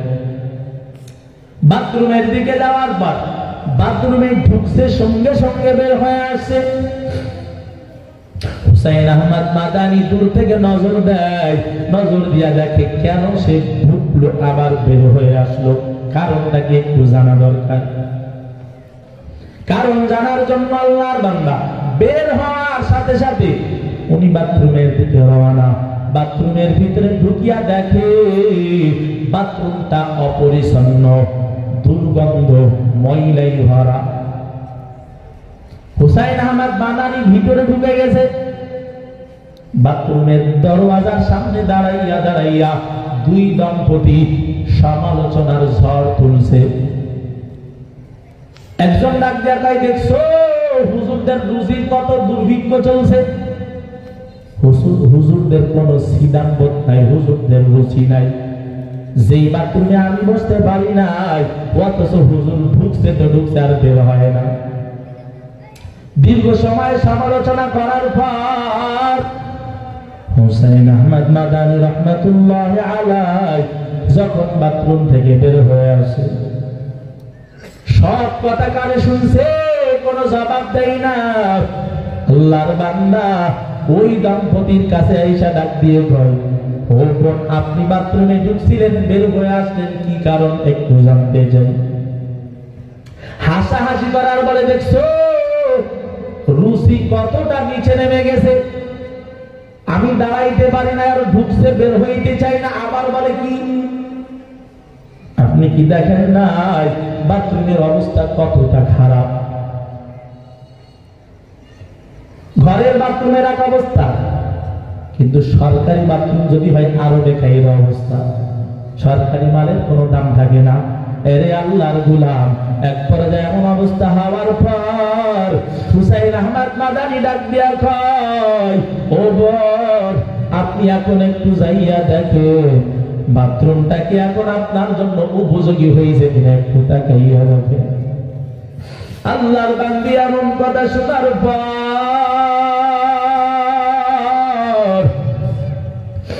হুজুরদেরকে যদিও মানুষ খারাপ বলে, হুজুরদের দোষের শেষ নাই, এরপরেও হুজুররা একটা কথা বললে মানুষ বিশ্বাস করে। যখনই বলছে একটু যাইয়া দেখো বাথরুমটা এখন তোমার জন্য উপযোগী কিনা, আল্লাহর বান্দী ওই বেঈমান হিন্দু নারী আস্তে আস্তে পা বাড়াইয়া বাথরুমের কাছে যখন সামনে গিয়ে দাঁড়াইছে, বাথরুমের ভিতর থেকে সুঘ্রাণ আসতেছে, সুঘ্রাণ। একটু নজর দিয়া তাকাইয়া দেখে বাথরুমটা এত পরিষ্কার, বাথরুমটা এত ক্লিন দেখা যায়, এত পরিষ্কার দেখা যায়, এমন জানি মনে হয় কয়েক বছর ধরে কেউ ব্যবহার করে না। বুঝতে পারছি কাজ মোল্লা আসলে বাথরুম করতে আসে নাই, আমি বাথরুম করতে পারি নাই বিধায় আমার জন্য বাথরুম পরিষ্কার করার জন্য ঢুকছিল। আল্লাহর বান্দার খালেস নিয়ত দিয়া বাথরুম পরিষ্কার করেছে, নিজের ঘাড়ের রুমাল দিয়া বাথরুমটা সুন্দরভাবে মাজিয়া সুন্দর পরিষ্কার করিয়া নিজের পকেটের সেল ভিতরে মারিয়া আল্লাহর বান্দির জন্য বাথরুম উপযোগী করেছে। হিন্দু ওই নারী বাথরুমের ভিতর কান্নার আওয়াজ, হাই হাই কার ব্যাপারে কালাম করলাম, যার ব্যাপারে খারাপ কথা বললাম, অথচ সে নিজে বাথরুম করতে ঢুকে নাই, আমার জন্য বাথরুম পরিষ্কার করতে ঢুকছিল, আর আমি তার ব্যাপারে কতই না খারাপ কথা বললাম। হে আল্লাহর গোলাম, দীর্ঘ সময় কান্না করার পর আল্লাহর বান্দি চোখে পানি নিয়া বাথরুম থেকে দীর্ঘ সময় পর বের হইছে।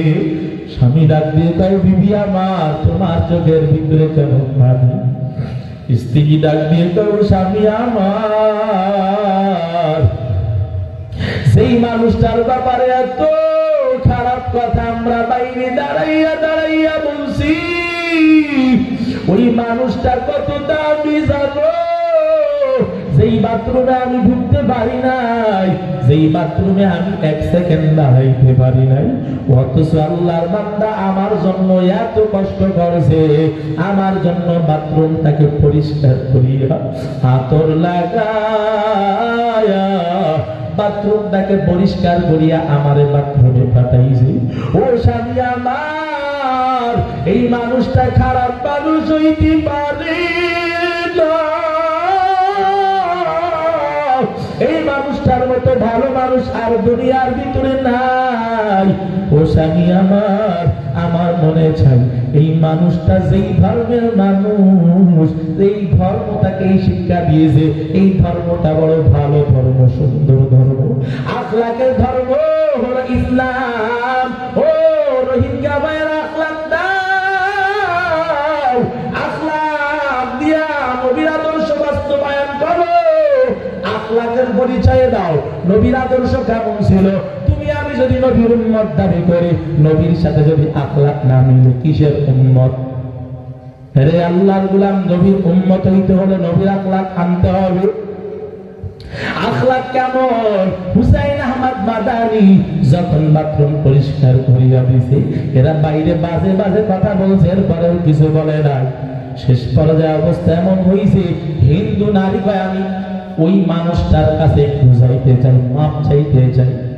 হিন্দু যুবক বিবিরে ডাকতে চাই, বিবি শুধু কি মাপি চাইবা নাকি তার হাতে কালিমা ভরবা? ডাক দিয়ে দিয়ে পাই, স্বামী আমার, কথাটা বলতে আমার একটু ভয় লাগছিল, আপনি যদি বিরোধিতা করেন। এই মানুষটার মতো মানুষ হইতে পারে না। ও স্বামী আমার, আপনি যদি রাজি থাকেন, আমি বিবিও রাজি, দুইজন মিলা যাইয়া আল্লাহর বান্দার কাছে ক্ষমা চাইয়া কালিমা পড়িয়া নিয়ে যা।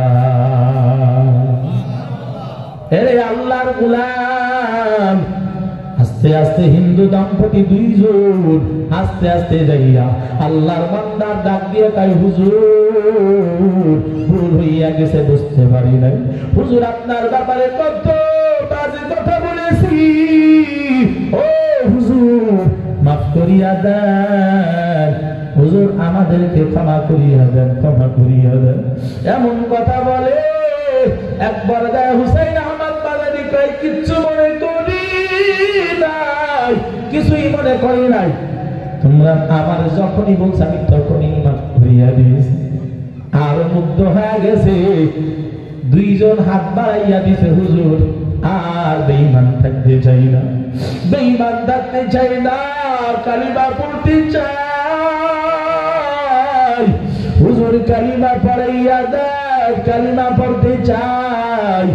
রে আল্লাহর গোলামেরা সঙ্গে সঙ্গে হাতে হাত রাখিয়া দুই হিন্দু ওই দম্পতি হুসাইন আহমদ মাদানীর হাতে হাত রাখিয়া কালিমা পড়াইয়া দিল। এরে নবীর উম্মতের দল, এই জন্য সময়টাকে কাজে লাগান। হুসাইন আহমদ মাদানী সময়টাকে কাজে লাগাইছে, আল্লাহর জন্য করছে। দুইজন বেঈমান ইমান বলা হয়েছে, কথা কোন ঠিক ঠিক না? ও ভাইরা আমার, আপনারা এইরকম ভাবে নিজের আখলাক দেখান, আখলাক দেখাইয়া মানুষরা আকৃষ্ট করে। আমার মায়ার নবীর আখলাক কেমন ছিল? মায়ার নবী কাউকে কোনোদিন কষ্ট দেয় নাই, মায়ার নবী জীবনেও কোনো মানুষকে কথার দ্বারা, কাজের দ্বারা, এমনকি চোখের রাঙ্গানি দ্বারাও কাউকে ধমক দেয় নাই। ছোট্ট সাহাবী হযরতে আনাস ইবনে মালিক রাদিয়াল্লাহু তাআলা আনহু মা দিয়ে গেছেন, হুজুর আপনার খাদেম হিসেবে আমার ছোট্ট 10 বছরের আনাস আমি দিলাম। ও হুজুর, আমার আনাস ভারী কোনো কাজ হয়তো করতে পারবে না, তবে আমার আনাস আপনার মেসওয়াক, আপনার জুব্বাটা যদি আনতে প্রয়োজন হয়, এক মশক পানির ওযুর জন্য যদি প্রয়োজন হয়, আমার আনাস আপনার ওযুর পানি মেসওয়াক আমার আনাস এনে দিতে পারবে। হুজুর আমার আনাস আপনি গ্রহণ করেন। আল্লাহর নবী গ্রহণ করলেন। হঠাৎ করিয়া একদিন আল্লাহর নবী হযরতে আনাস ইবনে মালিককে ডাক দিয়ে কয়, ও আনাস, আমার ঘর থেকে মেসওয়াক রুমাল জামাটা এনে দাও। দীর্ঘ সময় নবী অপেক্ষমান, নবী অপেক্ষায় আছে আনাস নিয়ে আসবে, কিন্তু আনাসের কোনো খোঁজ পাওয়া যায় না, খোঁজ পাওয়া যায় না। এক পর্যায়ে অবস্থা এমন, মায়ার নবী ছোট্ট আনাসকে খোঁজার জন্য বের হয়ে গেলেন। আনাসের দ্বারা আমার মেসওয়াক রুমাল আশা করা যায় না, আমি নিজেই গিয়ে আনি। আল্লাহ নবী বের হইয়া যখন মেসওয়াক আনার জন্য রওয়ানা, নবী আমার একটু সামনে কদম বাড়াইতে নজর দিয়া দেখে হযরতে আনাস ছোট্ট মানুষ, মদিনার গলিতে ছোট্ট ছোট্ট বাচ্চাদের খেলাধুলা দেখা হযরতে আনাস খেলাই মগ্ন হইয়া দাঁড়াইয়া দাঁড়াইয়া খেলাধুলা দেখতেছে। মায়ার নবী পিছনে আইসা দাঁড়াইছে, কোনো আওয়াজ করে নাই, আস্তে করে ঘাড়ের উপরে হাত দিছে। ঘাড়ের উপরে হাত দেওয়ার সাথে সাথে আনাস পিছনের দিকে তাকাইছে, আমার ঘাড়ের উপরে হাত দিল কে? কে আমার ঘাড়ের উপরে হাত দিল? আনাস পিছনের দিকে তাকাইছে, তাকাইয়াই দেখে দো জাহানের সরদার জনাবে মুহাম্মদুর রাসূলুল্লাহ সাল্লাল্লাহু আলাইহি ওয়াসাল্লাম পিছনে হাজির। আল্লাহর নবীর চোখের সাথে আনাসের চোখ মিলার সাথে সাথে নবী আমার মিষ্টি হাসি দিয়া দিয়েছে। আনাস রাদিয়াল্লাহু তাআলা আনহু এই এক হাসি দেওয়ার কারণে এত লজ্জা পেয়েছে। আনাস বলে, আমার ওই দিন ওই হাসির দ্বারা এত লজ্জা পেয়েছি, আর জীবনে কোনো কাজে ভুল হয় না। আমার নবীর চরিত্র কত সুন্দর জানো? ও মুসলমান ভাইরা, রোহিঙ্গা ভাইরা শুনিয়া নাও, নবীর আদর্শ এত সুন্দর। আমার নবী আনাসকে ধমক দেয় নাই। আনাস বলেন, মা সাজারানি ওয়া মা নাহারানি ওয়া মা কাহারানি, আমাকে আমার নবী গালি দেয় নাই, ধমক দেয় নাই, চোখের দ্বারাও আমার নবী আমাকে চক্ষু রাঙ্গানি দেয় নাই। আমার নবী আমাকে হাসির দ্বারা শাসন করেছে। সব শাসন মাইর দ্বারা হয় না, কিছু শাসন আছে হাসির দ্বারাও হইয়া যায়, ঠিক কি ঠিক না? আরে আল্লাহর গোলাম, এইটা নবীর আদর্শ। মায়ার নবী মসজিদে নববীতে বসা, বেঈমান আয়েশা মসজিদে নববীর ভিতরে প্রস্রাব করা শুরু করেছে। আল্লাহর নবীর সাহাবীরা বাধা দিতে যায়, ঠেকাইতে যায়, মারধর দিতে যায়। নবী আমার ডাক দিয়ে কয়, দাঁড়াও, বাধা দিও না, বাধা দিও না, কারণ যদি তারে বাধা দাও ওর কিডনির সমস্যা হবে, অসুস্থ হইয়া যাবে। ও সাহাবীরা, তাকে বাধা দিও না। একজন বেঈমান মসজিদে প্রস্রাব করে, নবীর আদর্শ কেমন ভালো করিয়া শিখিয়া নাও রে উম্মত। মায়ার নবী আমার বলে, বাধা দিও না। প্রস্রাব শেষ হওয়ার পর বেঈমান মসজিদের বাইরে দাঁড়ানো। নবী আমার ডাক দিয়ে কয়, সাহাবীরা যাও, ওই প্রস্রাবের উপরে পানি আইনা মারিয়া দাও। বেঈমান এমন আদর্শ দেখার পর ওই বেঈমান নিজের কওমের কাছে চলে গেছে। কওমের কাছে যাওয়ার পর কওমকে ডাক দিয়া দিয়া বলতেছে, মুহাম্মাদের ব্যাপারে কত খারাপ কথা আমরা শুনছি, অথচ আমি বাস্তব আজকে মুহাম্মাদকে পরীক্ষা করিয়ে আসলাম। মুহাম্মাদের মতো এত আদর্শবান মানুষ আল্লাহর জমিনের ভিতরে আর একজন পাওয়া যাবে না। ও নবীর উম্মতেরা,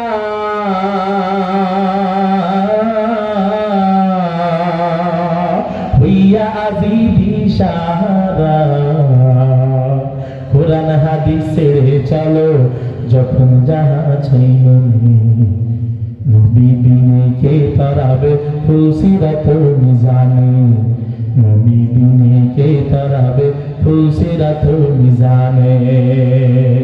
নবীর মায়া নাই কি তোমার,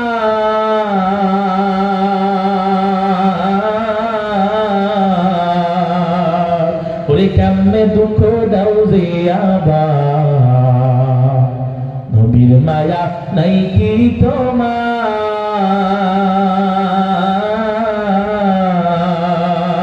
ওরে কেমনে দুঃখ দাও যে আবার। কোরআন পড়ো, স্মরণ করো প্রথম ঘাটি কাফনে, নবী বিনে কে তরাবে ফুলসিরাত মিজানে, নবী বিনে কে তারাবে সিরাত মিজানে। চলো চলো চলো মুমিন চলো নবীর সন্ধানে, নবী বিনে কে তারাবে সিরাত মিজানে। এমন দয়ার নবী আমার,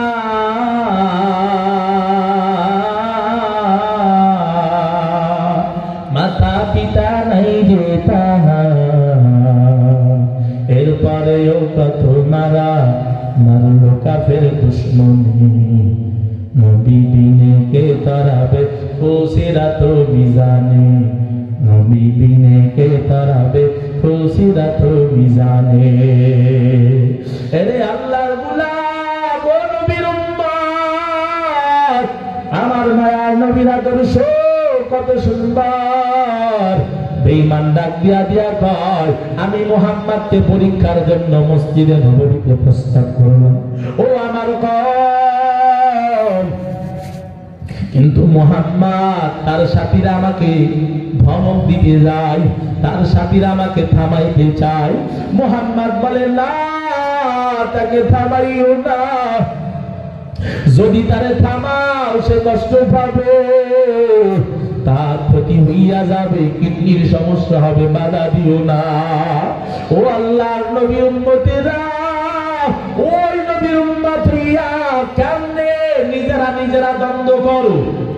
নিজেরা নিজেরা যদি মারামারি কইরা একজন মরে যায় একজন বেঁচে যায়, দুজন যদি মারা যায়, আবার দুজন যদি একজন মারা যায় একজন বাঁচিয়া থাকে, মায়ার নবী বলেছেন, আল কাতিল ওয়াল মাকতুল কিলাহুমা ফিন্নার, দুজনই জাহান্নামী। এরে আল্লাহর বান্দারা, জিহাদ হয় মুশরিকদের সাথে ইমানদারের, মুমিনে মুমিনে কখনো জিহাদ হয় না। মুসলমানে মুসলমানে একজন যদি আরেকজন কষ্ট দেওয়ার কথাও বলে, নবী বলেন, সিবাবুল মুসলিমি ফুসুকুন ওয়া কিতালুহু কুফরুন। এরে আল্লাহর গোলামের জন্য খবরদার, আর কোন মা এবং মেয়ের লাশ কোন ট্যাঙ্কির ভিতরে শুনতে চাই না, আর কোন শিশু অপহরণের কথা শুনতে চাই না, আর কোন মানুষের ক্ষতির কথা শুনতে চাই না। আপনারা আদর্শ নবীর আদর্শ উম্মত, এই উম্মতের যেই আদর্শ, এই আদর্শ লালন করেন। হে আল্লাহর বান্দারা, ও নবীর উম্মতেরা, মায়ার নবীর আদর্শে পাগল হইয়া ওই বেঈমান তার কওমদেরকে ডাক দিয়া কয়, ও আমার কওমেরা, আমি মুহাম্মাদের প্রতি আকৃষ্ট হয়ে গেছি, আমি মুহাম্মাদের জন্য পাগল, আমি এখন চাই মুহাম্মাদের কাছে গিয়ে ঈমান আনিয়া নিব, তোমরা কি আমার সাথে যাইতে চাও কিনা? পুরা কওম ডাক দিয়ে দিয়ে কয়, আপনি আমাদের সরদার, আপনি যদি ঈমান আনতে চান আমরা আপনার সাথে যাব। পুরা কওম আইসা আল্লাহর নবীর হাতে হাত রাইখা একসাথে কালিমা পড়া মুসলমান হইয়া গেল। হলকে দারদ খৌফে হক দরদিল মাদান, জন্নাতুল মাওয়া দেহতুরা মাকাম, জযবা হকচি জিন্নাতা আজ ইনসুজা, ফজল উআ মস্তদর জুমলা জাহা, হর গরিবে নেক তু তৈয়ার হয়, जो ना मंगे उससे तू बेजार है। আল্লাহর কাছে তৌফিক কামনা করো, আজকের থেকে নিয়ত করো, আর গুনাহ করব না, আর গুনাহের পথে সময় কাটাবো না।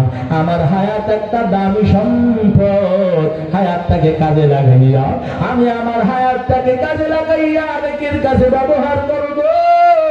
এই নিয়ত এখন থেকে করতে পারলে আল্লাহ তাআলার কাছে মাপ চাইলে পূর্বের গুনাহ মাফ করিয়া দিবেন। আমার আল্লাহর নাম গফফার, আমার আল্লাহর নাম সত্তার, আল্লাহর নাম করিম। দুনিয়ায় হায়াত থাকতে থাকতে, বাঁচা থাকা থাকতে থাকতে, এই দুনিয়ার হায়াতের ভিতরে তওবা করতে পারলে মাফ করিয়া দিতে পারে না, পারে না। এই জন্য এখানে যারা উপস্থিত হয়েছে, জীবনে তো কোন গুনাহ করি না, এই গুনাহের কারণে জাহান্নামের আগুন অপেক্ষমান, এই গুনাহের কারণে জাহান্নাম অপেক্ষা করতেছে। ওই জাহান্নামের আগুন দুনিয়ার আগুনের থেকে কোটি গুণের ভয়ঙ্কর। এরে আল্লাহর গোলাম মায়ার নবী কয়, দুনিয়ার আগুন হাতে লাগলে হাত চলে, পায়ে লাগলে পা জ্বলে। জাহান্নামের আগুন কত ভয়ঙ্কর জানো? জাহান্নামের আগুন যদি কারো একটা অঙ্গে লেগে যায়, পুরা শরীরের কষ্টগুলো মোমের মতো জ্বলে পড়ে যাবে। জাহান্নামীদের কবরের ভিতরে আল্লাহ সাপ পাঠায় দিবে। ওই সাপের কেমন পাওয়ার, ওই সাপের কেমন তেজ হবে জানো? দুনিয়ার সাপে কামড়াইলে উজা দ্বারা ছাড়াইলে বিষ থামিয়া যায়, কিন্তু জাহান্নামের সাপের কত পাওয়ার। মায়ার নবী ডাক দিয়া দিয়া কয়, জাহান্নামের সাপ যদি একটা যদি কাউকে দংশন করিয়া দেয়, এরে আল্লাহর গোলাম শরীরের গোট পানির মতো গলিয়া যাবে।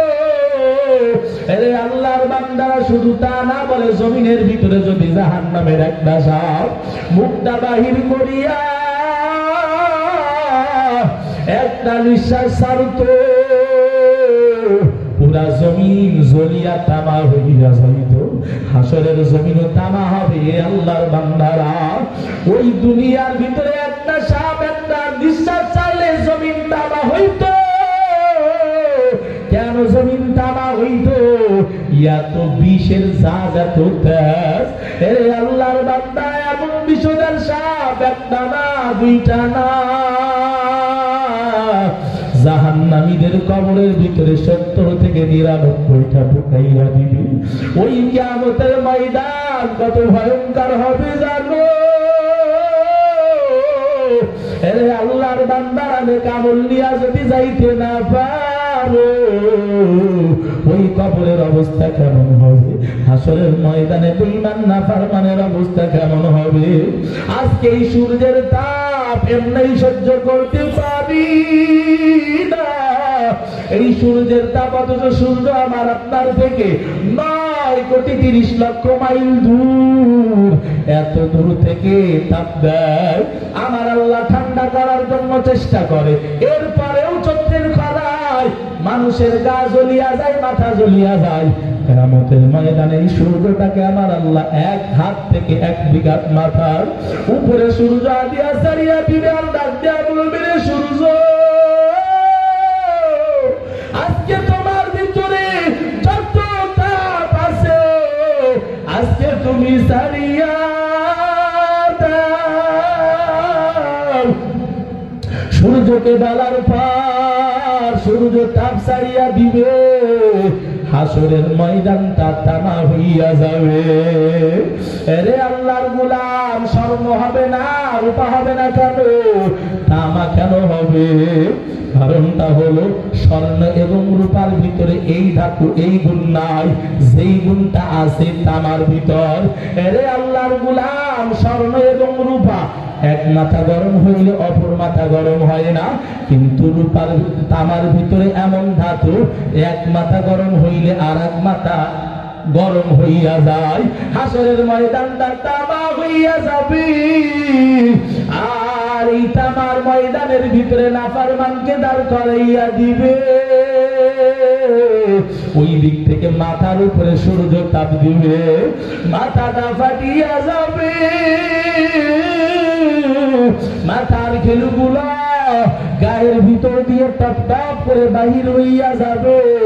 গড়াইয়া গড়াইয়া পড়বে, শরীরের গোশতগুলো পানির মতো গলিয়া পড়িয়া যাবে। এরে আল্লাহর গোলাম, জাহান্নাম দৌড়াইতে থাকবে। জাহান্নাম ডাক দিয়া দিয়া বলবে, হাল মিন মাজিদ। আল্লাহকে বলতে থাকবে, আল্লাহ আমি আজকে বড় ক্ষুধার্ত। জাহান্নামীদেরকে আমার পেটের ভিতরে দিয়া দাও, আমার ক্ষুধা নিবারণ করো। জাহান্নামীদেরকে আমার কাছে দাও। এমন বলতে বলতে জাহান্নাম আগাইয়া যাবে। 70,000 ফেরেশতারা একটা শিকল টানিয়া টানিয়া ধরবে। এরপরেও জাহান্নাম দৌড়াবে। আমার নবী এমন অবস্থা দেখা নবী আমার আল্লাহর মাকামে মাহমুদের সামনে সিজদায় পড়িয়া যাবে। নবী আমার সেজদায় পড়ে কান্না করবে আর বলবে, ডাক দিয়া বলবে, দয়ার মালিক, আজকে যদি আমার একটা উম্মত জাহান্নামে ধরিয়া ফেলায়, আমি মুহাম্মদ জান্নাতে যাব না। ও আল্লাহ, জাহান্নামকে ফিরান ফিরান। এমন ভাবে মায়ার নবী আমার আপনার জন্য কান্না করতে থাকবে। এরে আল্লাহর গোলাম, এক পর্যায়ে আমার আল্লাহ নবীরে ডাক দিবে, ও নবী, আপনি মাথা উঠান, আপনার টেনশনের কোনো কারণ নাই, আমি আল্লাহ আজকে আপনাকে বেইজ্জতি করব না। এরে আল্লাহর গোলামেরা, আমার আল্লাহ এক চুল্লু হাতের ভিতরে পানি নিয়া ফিরিস্তাদেরকে ডাক দিয়া বলবো, ফিরিস্তারা ধরো, এই পানিটা জাহান্নামের দিকে ছিটায়া দাও। জাহান্নামের দিকে ছিটানোর সাথে সাথে জাহান্নাম পিছনের দিকে দৌড় দিবে। ফিরিস্তারা জিজ্ঞাসা করবে, ও দয়ার মালিক, এক একটা শিকল 70,000 ফিরিস্তারা ধরিয়া রাখতে পারি না, অথচ আপনি একটু পানি দিলেন, পানি দেওয়ার সাথে সাথে জাহান্নাম পিছনের দিকে দৌড় দিল। ও আল্লাহ, এই পানিটা আবার কিসের পানি? এইটা কি আবু হায়াতের পানি, নাকি জমজমের পানি, নাকি হাউজে কাউসারের পানি? আমার আল্লাহ ডাক দিয়ে বলবে, ও ফিরিস্তারা, এইটা আবু হায়াতের পানিও না, এইটা কাউসারের পানিও না, এইটা হাউজে কাউসারের পানি না, এইটা অন্য কোনো পানি না। এই পানি হলো আমার গুনাহগার বান্দার চোখের পানি, যারা আমি আল্লাহর ভয়ে কান্না করেছে, আমি আল্লাহর আযাবের ভয়ে কান্না করেছে, আযাবের ভয়ে যারা কান্না করেছে, আজকে তাদের চোখের পানি দিয়ে দিলাম। আল্লাহর নবী বলেন, ক্বালান নবী সাল্লাল্লাহু আলাইহি ওয়াসাল্লাম, মান বাকা মিন খাশিয়াতিল্লাহ হারামাল্লাহু তিলকাল আইনা আলান নার। যেই চক্ষু জাহান্নামের ভয়ে ক্রন্দন করবে, ওই মানুষের জন্য জাহান্নাম হারাম। আরে আল্লাহর গোলামেরা, যদি আল্লাহর আযাবের ভয় অন্তরে আসিয়া যায়, আর ওই ভয় নিয়া যদি আল্লাহর কাছে ক্ষমা চাইতে মনে চায়, আর জিন্দেগিতে গুনাহ করব না, কত গুনাহ করলাম, আজকের থেকে তওবা করব, এমন নিয়ত যদি হয়, মুনাফিকি যদি না থাকে, খাঁটি তওবার নিয়ত যদি হয়, আমার আল্লাহকে গফফার মানিয়া খাঁটি তওবার নিয়তে দুইটা হাত আল্লাহকে দেখাইয়া দেন। ও দয়ার মালিক, কুদরতের নজর দিয়া তাকাইয়া দেখেন, আয় আল্লাহ, আপনার বান্দারা এই মজলিসে হাজির হইয়া আলোচনা শুনিয়া পিছনের জীবনের গুনাহের কথা মনে করিয়া, আয় আল্লাহ, আপনার দরবারে তওবার নিয়তে দুইটা হাত তুলেছি, আপনি আমাদের দুইটা হাতকে কবুল আর মঞ্জুর করিয়া নেন। আয় আল্লাহ, তওবাওয়ালা হাত হিসেবে কবুল করিয়া নেন। আয় আল্লাহ, মা বাবার খেদমত করার তৌফিক দান করেন। আল্লাহ, মুরব্বীদের দোয়া নেয়ার তৌফিক দান করেন। ছোটকে স্নেহ করার, বড়কে সম্মান করার তৌফিক দান করেন। আয় আল্লাহ, আমাদের মুসলমান ভাইদেরকে আপনি হেফাজত করে, মুসলমানের ঈমান ও মালকে আপনি হেফাজত করে। আয় আল্লাহ, মৃত্যু পর্যন্ত তওবার উপরে ইস্তেকামত থাকার তৌফিক দান করেন, আমিন।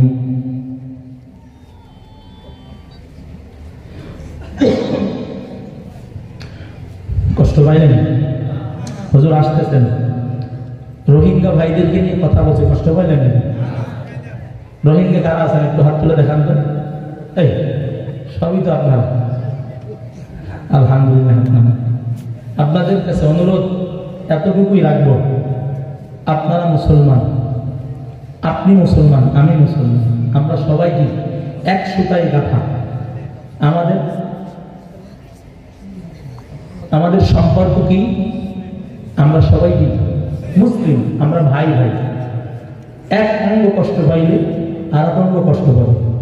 আপনারা যখন কষ্টে ছিলেন, আল্লাহর শপথ, কোরআন শপথ করে বলতেছি, বাংলার জমিনের যত ওলামা একরাম, যত আলেম, যত ওয়াইজ আপনাদের পক্ষে যেই ভূমিকা রেখেছে, আপনাদের জন্য যে কান্না করেছে, এই কান্না আপনারা নিজেও দেখেছেন। ওলামা একরাম আপনাদের বাড়ি বাড়ি আসছে, ঘরে ঘরে গিয়ে গিয়ে আপনাদের সাথে দেখা করে গেছে। প্রত্যেক মাহফিলে মাহফিলে দোয়া হয়েছে। এটা কিসের কারণে? মুসলিম, আপনি আমার ভাই। এজন্য সেই হিসাবে আমাদের দরকার মুসলমানের ঐতিহ্য ধরে রাখা। আর এগুলো শুনতে চাই না, খারাপ আর শুনতে চাই না। সকলেই দিনের দাওয়াত একে অপরকে দিতে থাকেন। যারা একটু উচ্ছৃঙ্খলা আছে, সবাই খারাপ থাকে না, জামাতের দুই একজন উচ্ছৃঙ্খল থাকে। আর এই উচ্ছৃঙ্খলের জন্য বদনাম হয়। যারা খারাপ আছে তাদেরকে আপনারা বুঝান, বেশি বেশি মেহনত তাদের পিছনে, দিনই মেহনত করেন। আল্লাহ চাহে তো তারাও হয়তো ফিরে আসবে। আল্লাহ আমার সকল রোহিঙ্গা ভাইকে দিনের জন্য কবুল করে নেন। আমাদের এই মহাব্বত দিনের জন্য যেন হয়, আল্লাহ কবুল করেন, বলেন আমিন। হুব্বু ফিল্লাহ, বুগযু ফিল্লাহ। আপনাদের সাথে আমাদের মহাব্বত মুসলমানের ওই সুতায় গাঁথা থাকার কারণে সেই মহাব্বত, এই মহাব্বত যেন আল্লাহ মৃত্যু পর্যন্ত রাখার তৌফিক দান করেন। ওমা আলাইনা ইল্লাল বালাগ। আসসালামু আলাইকুম ওয়া রাহমাতুল্লাহি ওয়া বারাকাতুহু। আর হযরত মুরব্বী